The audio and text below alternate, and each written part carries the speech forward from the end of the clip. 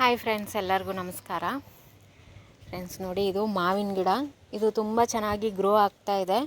ಇಲ್ಲಿ ಏನಂದರೆ ಈ ಮಾರ್ನಿಂಗ್ ಗ್ಲೋರಿ ಬೆಳೀತಾ ಇದೆ. ಇದನ್ನು ತುಂಬ ಚೆನ್ನಾಗಿ ಗ್ರೋತ್ ಆಗಿದೆ. ನಾನು ಊರಿಂದ ಬರೋ ಅಷ್ಟೊತ್ತಿಗೆ ಇದನ್ನ ಕಿತ್ತಿ ತೆಗಿಯೋಕ್ಕೆ ಬೇಜಾರಾಗ್ತಾ ಇದೆ. ಹಾಗೆ ಬಿಟ್ಟಿದ್ದೀನಿ, ಒಂದು ಸ್ವಲ್ಪ ದಿನ ಹೂ ಬರಲಿ ಅನ್ನೋಕ್ಕೋಸ್ಕರ.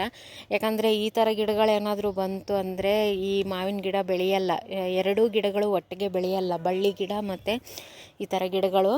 ಅದಕ್ಕೆ ಇದನ್ನು ಮಾರ್ನಿಂಗ್ ಗ್ಲೋರಿ ತೆಗಿಯೋಣ ಅಂತ ಅಂದ್ಕೊಂಡಿದ್ದೀನಿ. ಬಟ್ ಒಂದು ಸ್ವಲ್ಪ ದಿನ ಹೋಗಲಿ, ಅದು ಹೂ ಎಲ್ಲ ಬಿಡಲಿ ಒಂದೆರಡು ಸರಿ. ಹಾಗಾಗಿ ಹಾಗೆ ಬಿಟ್ಟಿದ್ದೀನಿ ನಾನು ಇದನ್ನು. ಹಾಗೆ ಇನ್ನು ಈ ನೀರಲ್ಲಿ ಇರುವಂಥ ಗಿಡಗಳದ್ದು ಸ್ವಲ್ಪ ಕ್ಲೀನಿಂಗ್ ಎಲ್ಲ ಮಾಡ್ಕೋಬೇಕು. ಬಟ್ ಇವತ್ತು ನಾನೇನು ಮಾಡ್ತೀನಿ, ಮೇಲೆ ಈ ರೀತಿಯಾಗಿ ಈ ಪಾಚಿ ಏನು ಬೆಳ್ಕೊಂಡಿದೆಯಲ್ಲ ಅದನ್ನು ಮಾತ್ರ ನಾನು ತೆಗಿತೀನಿ. ಈ ರೀತಿ ತೆಗೆದು ಹಾಕಬೇಕು. ಅಂದರೆ ಇಲ್ಲಿ ಸೂರ್ಯನ ಕಿರಣಗಳು ಈ ಮಣ್ಣಿಗೆ ಬೀಳಬೇಕು. ಬಿದ್ದಾಗ ಮಾತ್ರ ಈ ಗಿಡ ತುಂಬ ಚೆನ್ನಾಗಿ ಗ್ರೋ ಆಗುತ್ತೆ, ಇಲ್ಲಾಂದರೆ ಗ್ರೋ ಆಗೋದಿಲ್ಲ. ನಾನೇನು ಮಾಡ್ತೀನಿ, ಈ ರೀತಿ ಎಲೆಗಳನ್ನು ನೀರಲ್ಲಿ ಹಾಕಿ ಇಟ್ಟಿರ್ತೀನಿ. ಈ ರೀತಿ ಹಾಳಾದಾಗ ಇಲ್ಲಿ ನೋಡಿ ಈ ಥರ ಮಲ್ಟಿಪ್ಲೈ ಆಗುತ್ತೆ ಈ ಗಿಡ. ಈ ಥರ ಬೇರು ಬಿಡುತ್ತೆ. ಒಂದೆರಡು ಸಣ್ಣದಾಗಿ ಎಲೆಗಳು ಬಂದಿದೆ ನೋಡಿ. ಇದನ್ನು ಇದೇ ರೀತಿಯಾಗಿ ಬಿಡ್ತೀನಿ. ಇನ್ನೊಂದೆರಡು ಎಲೆ ಬೇರು ಬಂದ ತಕ್ಷಣ ನಾನು ಮಣ್ಣಲ್ಲಿ ಹಾಕ್ತೀನಿ. ಈ ರೀತಿಯಾಗಿ ಮಲ್ಟಿಪ್ಲೈ ಮಾಡ್ತಾ ಇರಬೇಕು ಗಿಡಗಳನ್ನು. ಯಾಕಂದರೆ ಮತ್ತೆ ನಮಗೆ ಗಿಡಗಳು ಬೇಕು ಅಂದರೆ ಸಿಕ್ಕಲ್ಲ. ಅದಕ್ಕೋಸ್ಕರ ನಾನು ಅದೇ ರೀತಿಯಾಗಿ ಮಾಡೋದು. ನೋಡಿ, ಇಲ್ಲೂ ಕೂಡ ಇದೆ. ನಾನು ಪಾಚಿ ಮಾತ್ರ ತೆಗಿತಾ ಇದ್ದೀನಿ ನೋಡಿಬಿಟ್ಟು. ಇಲ್ಲೊಂದಿದೆ ಎಲೆ. ಇದರಲ್ಲಿ ಎಲ್ಲನೂ ಬರಲ್ಲ, ಕೆಲವೊಂದು ಬರುತ್ತೆ, ಕೆಲವೊಂದು ಬರೋದಿಲ್ಲ. ಹಾಗೆ ಈ ಲೋಟಸ್ ಗಿಡ ನೋಡಿ, ಡಾರ್ಮೆನ್ಸಿಗೆ ಹೋಗಿದೆ ಇದು. ಯಾಕಂದರೆ ಈ ರೀತಿಯಾಗಿ ಎಲೆಗಳಾಗಿದೆ ಅಂದರೆ, ಒಣಗ್ತಾ ಇದೆ ಅಂದರೆ ಡಾರ್ಮೆನ್ಸಿಗೆ ಹೋಗಿದೆ ಅಂತ ಅರ್ಥ. ಡಾರ್ಮೆನ್ಸಿಗೆ ಹೋದಷ್ಟು ಗಿಡಗಳು ತುಂಬ ಚೆನ್ನಾಗಿ ಬೆಳೆಯುತ್ತೆ ನೆಕ್ಸ್ಟು. ಹಾಗಾಗಿ ನೋಡಿ, ಈ ರೀತಿ ಪಾಚಿ ಇದ್ದರೆ ಇದನ್ನು ತೆಗ್ದು ಹಾಕಿಬಿಡಬೇಕು. ಅಲ್ಲಿ ಸೂರ್ಯನ ಕಿರಣ ಬೀಳ್ತಾ ಇರಬೇಕು. ಪೂರ್ತಿಯಾಗಿ ಮುಚ್ಕೊಂಡ್ಬಿಟ್ರೆ ಏನಂದರೆ ಚೆನ್ನಾಗಿ ಗ್ರೋ ಆಗಲ್ಲ. ಅದಕ್ಕೋಸ್ಕರ ಈ ಥರ ಆಯಿತು ಅಂದರೆ ನೀವು ರೋಗ ಹತ್ಕೊಂಡಿದೆಯೇ ಅಂತ ಹೇಳಿ ಮತ್ತೆ ಕಿತ್ತೊಗೆಯಕ್ಕೆ ಹೋಗಬೇಡಿ. ಆದಷ್ಟು ಇದು ಒಂದು ಸ್ವಲ್ಪ ದಿನದ ಮಟ್ಟಿಗೆ ಏನಂದರೆ ಈ ರೀತಿಯಾಗಿರುತ್ತಷ್ಟೇ. ಆಮೇಲೆ ತಾನೇ ಸರಿ ಹೋಗುತ್ತೆ ಅದು. ನೋಡಿ, ಈ ರೀತಿಯಾಗಿ ಪಾಚಿ ಎಲ್ಲನೂ ತೆಗೆದುಬಿಡಬೇಕು. ಕೈಯಿಂದನೇ ನಾನು ತಗೊಂಬಿಡ್ತೀನಿ. ಸ್ವಲ್ಪ ದಿನಕ್ಕೆ ಈ ರೀತಿಯಾಗಿ ಆಗ್ತಾ ಇರುತ್ತೆ.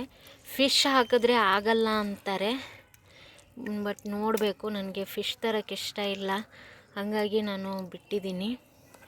ಯಾಕಂದರೆ ನಮ್ಮನೆ ಹತ್ತಿರ ಏನಂದರೆ ಪಕ್ಷಿಗಳು ಜಾಸ್ತಿ, ಅದನ್ನ ತಿಂದುಬಿಡುತ್ತೇನೋ ಅಂತ. ಅದಕ್ಕೋಸ್ಕರ ನಾನು ತಂದಿಲ್ಲ ಇಲ್ಲಿ ತನಕ. ಫಿಶ್ ಇದ್ದರೆ ಈ ಥರ ಪಾಚಿ ಆಗೋಕ್ಕೆ ಬಿಡಲ್ಲ ಅಂತ ಹೇಳ್ತಾರೆ. ನೋಡೋಣ ಅದನ್ನು ಕೂಡ. ನೋಡಿ, ಈ ರೀತಿಯಾಗಿ ಕ್ಲೀನ್ ಮಾಡ್ಕೊತೀನಿ ನಾನು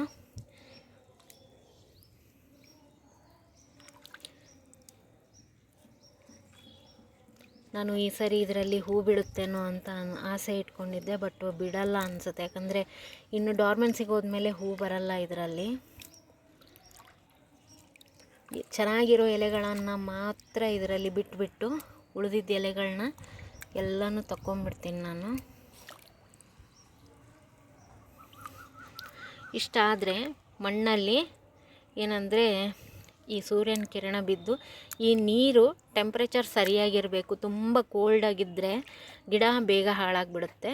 ಅದಕ್ಕೋಸ್ಕರ ಆಮೇಲೆ ಎಲೆಗಳು ಈ ರೀತಿ ಆಗ್ತಾಯಿದೆ ಅಂದರೆ ಗಿಡಕ್ಕೆ ಏನೂ ಆಗಿರಲ್ಲ. ನೀವು ವರಿ ಮಾಡೋಕ್ಕೆ ಹೋಗಬೇಡಿ ನಿಮ್ಮ ಹತ್ರ ಇದ್ದರೆ. ಆದಷ್ಟು ನೀವೇನಂದರೆ ಈ ವಾಟರ್ ಲಿಲ್ಲಿ ಆಮೇಲೆ ಲೋಟಸ್ನ ನೀವು ಬಿಸಿಲಲ್ಲೇ ಇಡಬೇಕಾಗತ್ತೆ. ಬಿಸಿಲಲ್ಲಿ ಇಟ್ಟರೆ ಮಾತ್ರ ಇದು ಈಗ ಚೆನ್ನಾಗಿ ಗ್ರೋ ಆಗುತ್ತೆ.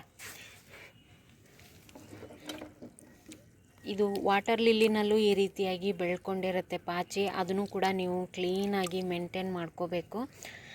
ಇದನ್ನು ನಾನು ಕ್ಲೀನ್ ಮಾಡ್ತೀನಿ. ಈಗ ಸದ್ಯಕ್ಕೆ ನಾನು ನೀರನ್ನು ತೆಗಿಯಲ್ಲ. ಯಾಕೆ ಅಂದರೆ ಇದು ನೀರು ನಾಳೆಗೆ ನೀರು ಬರುತ್ತೆ ನಮ್ಮ ಮನೆಯಲ್ಲಿ. ಅದಕ್ಕೋಸ್ಕರ ನಾನು ಇದನ್ನು ಇವತ್ತು ಕ್ಲೀನ್ ಮಾಡ್ತಾಯಿಲ್ಲ. ಹಾಗೆ ಮೊದಲು ಪಾಚಿ ತಗೊಂಬಿಡ್ತೀನಿ. ನಾಳೆಗೆ ನೀರು ಬಂದಾಗ ಈ ನೀರನ್ನು ಮತ್ತೆ ಇದಕ್ಕೆ ನೀರನ್ನು ಬೇರೆ ಚೆನ್ನಾಗಿರೋ ನೀರನ್ನು ಸೇರಿಸ್ಕೊತೀನಿ. ಆವಾಗ ಇದನ್ನು ಎಲ್ಲನೂ ಪೂರ್ತಿಯಾಗಿ ಚೆನ್ನಾಗಿ ಕ್ಲೀನ್ ಮಾಡ್ಕೊತೀನಿ ನಾನು.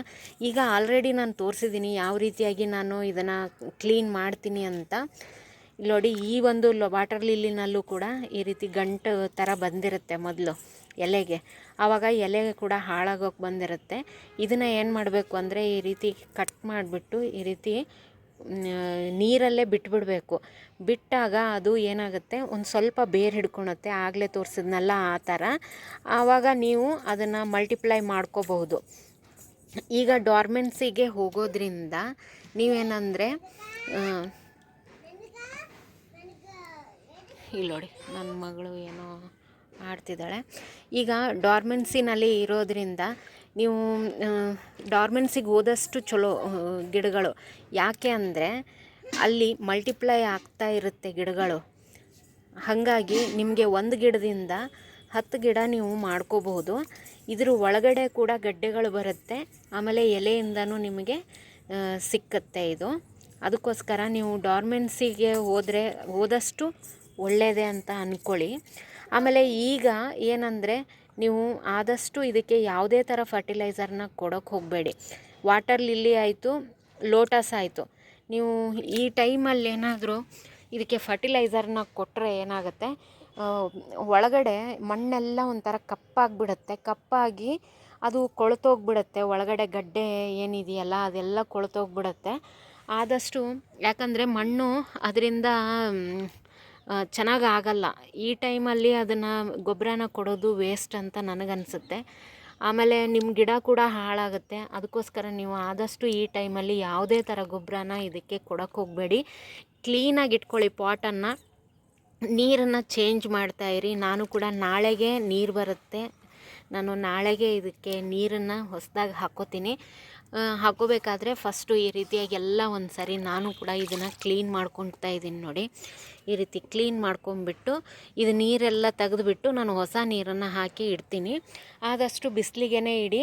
ಈ ರೀತಿ ಪಾಚಿ ಏನಾದ್ರು ಬೆಳ್ಕೊಂಡಿದ್ರೆ ಫಸ್ಟ್ ಅದನ್ನು ತಕ್ಕೊಂಬಿಡಿ. ಆವಾಗವಾಗ ಪಾಚಿ ತಕ್ಕೊಂಡ್ರೆ ಅದರಲ್ಲಿ ಸೂರ್ಯನ ಕಿರಣಗಳು ಬಿದ್ದು ಗಿಡಗಳ ಚೆನ್ನಾಗೇ ಇರುತ್ತೆ.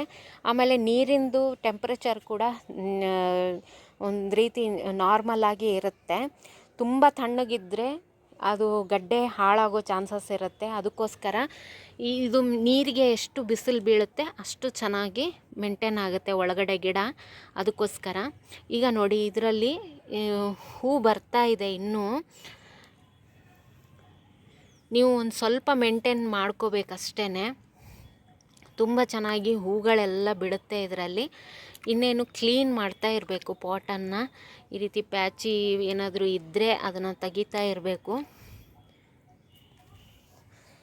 ಈಗ ಡಾರ್ಮೆನ್ಸಿ ಪೀರಿಯಡ್ ಇರೋದ್ರಿಂದ ನೀವು ಯಾವುದೇ ಥರ ಫರ್ಟಿಲೈಸರ್ನ ಇದಕ್ಕೆ ಹಾಕಕ್ಕೆ ಹೋಗಬೇಡಿ. ಪಾಟ್ಗಳನ್ನು ಕ್ಲೀನ್ ಮಾಡ್ಕೊಂಡು ಇಟ್ಕೊಂಡಿರಿ. ನಾನು ಹೇಳಿರುವಂಥ ಈ ಮಾಹಿತಿ ನಿಮಗೆ ಇಷ್ಟ ಆಗಿದೆ ಅಂದ್ಕೊತೀನಿ. ಇಷ್ಟ ಆಗಿದ್ದರೆ ಒಂದು ಲೈಕ್ ಮಾಡಿ ಫ್ರೆಂಡ್ಸ್. ಇನ್ನೂ ತನಕ ನನ್ನ ಚಾನಲ್ ಸಬ್ಸ್ಕ್ರೈಬ್ ಮಾಡಿಲ್ಲ ಅಂದರೆ ದಯವಿಟ್ಟು ಸಬ್ಸ್ಕ್ರೈಬ್ ಮಾಡಿಕೊಂಡು ವಿಡಿಯೋಗಳನ್ನು ನೋಡಿ ಸಪೋರ್ಟ್ ಮಾಡಿ ಅಂತ ಹೇಳ್ತೀನಿ. Thank you.